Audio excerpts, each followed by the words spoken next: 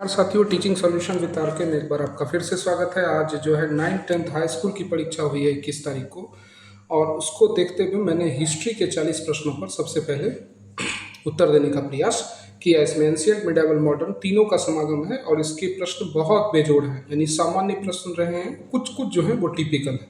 आप आसानी से इसे क्रैक कर सकते हो अगर थोड़ा बहुत भी इतिहास का किसी को ज्ञान है तो। ठीक है, तो पहला प्रश्न है कि मुगल काल में मुद्राओं के परीक्षण की जिम्मेदारी किसको थी? तो ये रूपदर्शक को था। लाक्षणाध्यक्ष जो था वो टकसाल का अध्यक्ष होता था। ठीक है, मौर्य काल में हिंदी के किस महीने में वित्तीय वर्ष प्रथम शुरू होता है? तो ये क्या हो जाएगा? चैत्र मास में। ठीक है, क्या हो जाएगा? चैत्र मास में। मौर्य काल में किसने नागार्जुनी पहाड़ी पर कुछ गुहा विहार का निर्माण करवाया? तो दशरथ ने 4 विहार का निर्माण करवाया था: कर्ज, सुदामा, चौपाल, विश्व झोपड़ी। ठीक है, हर्ष एवं पुलकेशिन द्वितीय के मध्य जो है ये रवि कीर्ति जो है पुलकेशिन द्वितीय का लेखक था, यही वर्णन करता है। ठीक है, चलिए, हर्षवर्धन का सेनापति कौन था जिससे उसने सिंहासन हेतु उत्साहित किया था? तो ये सिंहनाथ था। कौन था? सिंहनाथ। ए नंबर इसका उत्तर हो जाएगा। ठीक है, चलिए आप आगे की।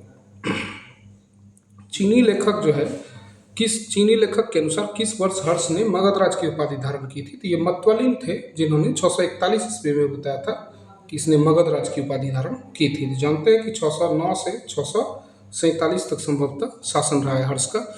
ठीक है, वेन्सांग के अनुसार हर्ष ने बिहार के किस स्थान पर एक पीतल का विहार बनवाया था? तो अभी भी अगर आप नालंदा चले जाइएगा तो वहां आपको ये मिल जाएगा। ठीक है, चलिए,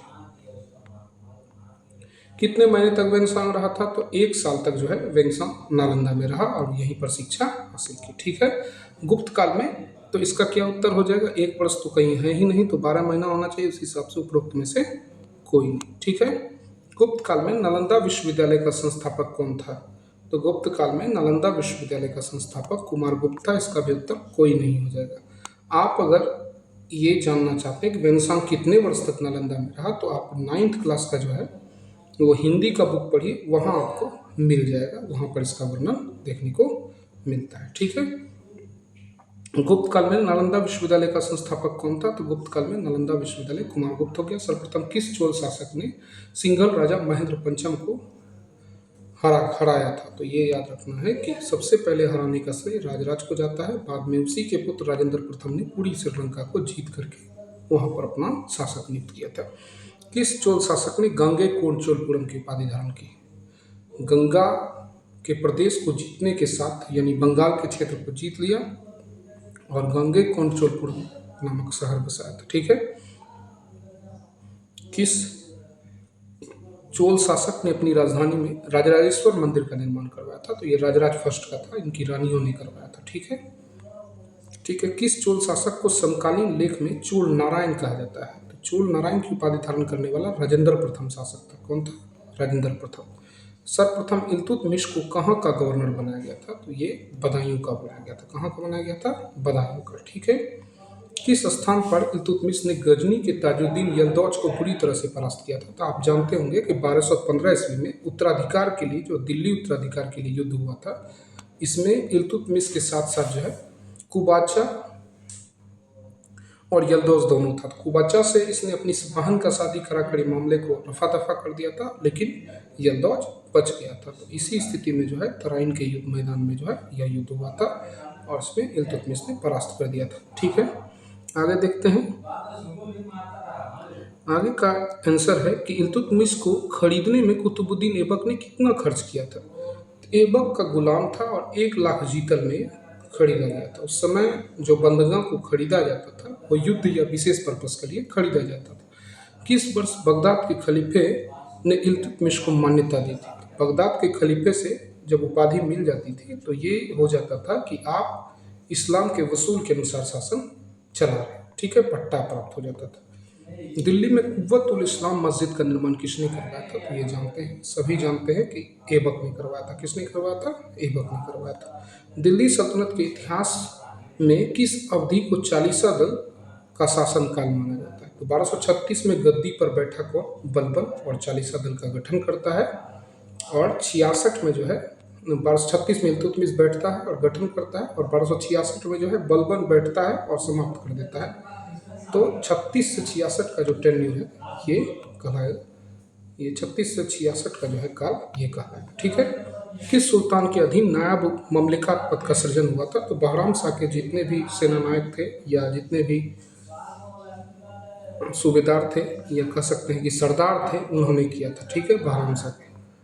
तो क्या है, दिल्ली सल्तनत कालीन इतिहास में नायब ममलिकात कौन बना था? तो इसमें जानते हैं आप कि जो है बलबन भी बना था, जुनैदी भी बना था, एतगीन भी बना था। तो ये तीनों जो है ये बना था। तो इसका क्या उत्तर हो जाएगा उपरोक्त में से एक से अधिक। गयासुद्दीन बलबन का मूल नाम क्या था? तो ये बहाउद्दीन था। नाम क्या था इनका? नाम बहाउद्दीन। ठीक है, आगे की ओर चलते हैं। नायब ममलिकात के पद पर बलबन को हटाकर कौन बैठा था? तो इमामुद्दीन रेहान को जो है गद्दी मिली थी बलबन को हटने के बाद। ठीक है। बलबन ने अपने सहधर्मी को आज्ञाकारी बनाने हेतु सिखों पर क्या खुदवाया था? तो ये नाइब उल मोमिनीन की उपाधि धारण की थी। अमीर उल मोमिनीन, सॉरी, नाइब उल मोमिनीन नहीं, अमीर उल मोमिनीन। ठीक है। ये खुद को उच्च वंशज मानता था। ठीक है। ममलूक दास वंश का अंतिम शासक कौन था? शमसुद्दीन कैमूर्स था। कौन था? शमसुद्दीन कैमूर्स। ठीक है। चलिए इस तरह है। बोगड़ा खां जो था वो बलबन का पुत्र था, जो ऑप्शन में दिया हुआ है। किस राजपूत शासक के दरबार में अकबर का जन्म हुआ था? ये तो अमरकोट के राणा वीरसाल के। ठीक है। चलिए, किस स्थान पर अकबर का राज्यारोहण हुआ था? ये कालानौर में हुआ था। कहाँ हुआ था? कालानौर। ठीक है। अकबर का अंतिम विजय क्या था? आसिरगढ़ को अकबर नहीं जीत पाया था। 1603 के आसपास की घटना है और ये अंतिम अभियान था। मजहर जो है ये एक पत्र था, मजहरनामा। ठीक है, 79 में हुआ था।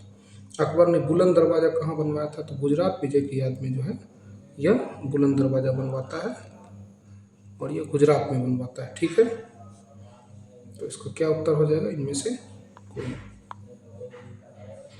बुलंद दरवाज़ा फतेहपुर सीकरी में बनवाया था। ठीक है। तो ऑप्शन में से कोई नहीं होगा। ठीक है।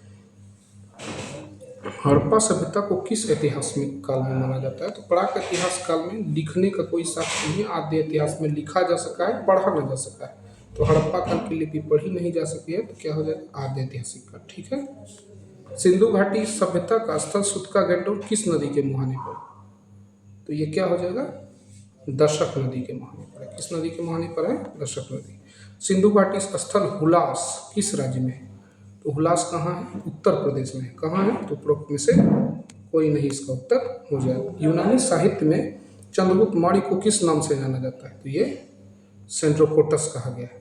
क्या कहा गया है? सेंड्रोकोटस। ठीक है। किस यूनानी लेखक ने कहा था कि एरियाना प्रदेश चंद्रगुप्त मौर्य को विवाह स्वरूप दिया गया था? तो ये वर्णन कौन करता है? जस्टिन करता है। जस्टिन लिखता है एरियाना चंद्रगुप्त मौर्य को मिला था। ठीक है। अशोक को बुद्ध धर्म में दीक्षित करने का श्रेय किसको जाता है? तो उपगुप्त को जाता है। किसको जाता है? उपगुप्त को। लेकिन बाद में जो है निग्रोध के प्रभाव में भी आता है, मोगलीपुत्र तीस के भी प्रभाव में आता है। ठीक है। लेकिन ये फिक्स है कि उपगुप्त से ही दीक्षा ली थी, तो ये जो है बुद्ध धर्म में दीक्षित करने का श्रेय उपगुप्त को ही जाता है। तो इसलिए ए नंबर उत्तर हो जाएगा। ठीक है। लेकिन गुरु तीनों रहे थे। अशोक ने अपने शासनकाल में किस वर्ष में बौद्ध गया की यात्रा की थी? तो अशोक अपने शासन के 10वें वर्ष बौद्ध गया की यात्रा करता है। किस लघु शिलालेख में अशोक ने त्रिरत्न बुद्ध धम्म संघ का अपना विश्वास प्रकट किया है? तो ये मास्की शिलालेख में इसका वर्णन मिलता है। कहाँ मिलता है? मास्की शिलालेख में। मौर्य प्रशासन में संग्रहण के अधीन कितने गांव आता था? तो 100 गांव में संग्रहण के अधीन 100 गांव आते थे। कितने गांव आते थे? 100 गांव। कौटिल्य शास्त्र में कितने प्रकार के गुप्तचर का वर्णन है? 2 प्रकार के गुप्तचर का वर्णन है। एक जो है स्थल पर यानी राज्य के भीतर रहते थे, एक इंटरनेशनल मामले में देखरेख करते थे। ठीक है।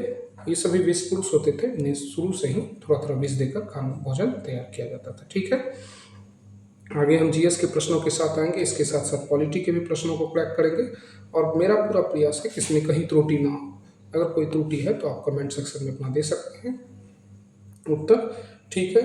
हमारा पूरा प्रयास रहा है कि इसमें ज़्यादा से ज़्यादा सही उत्तर हो और अपने आप आंसर अपना मिलाएं और इसको कमेंट बॉक्स में जरूर करें शेयर। धन्यवाद अभी तक आप लोगों का चैनल पे प्यार देने के लिए।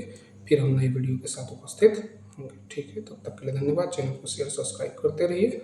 और प्यार देते रहिए।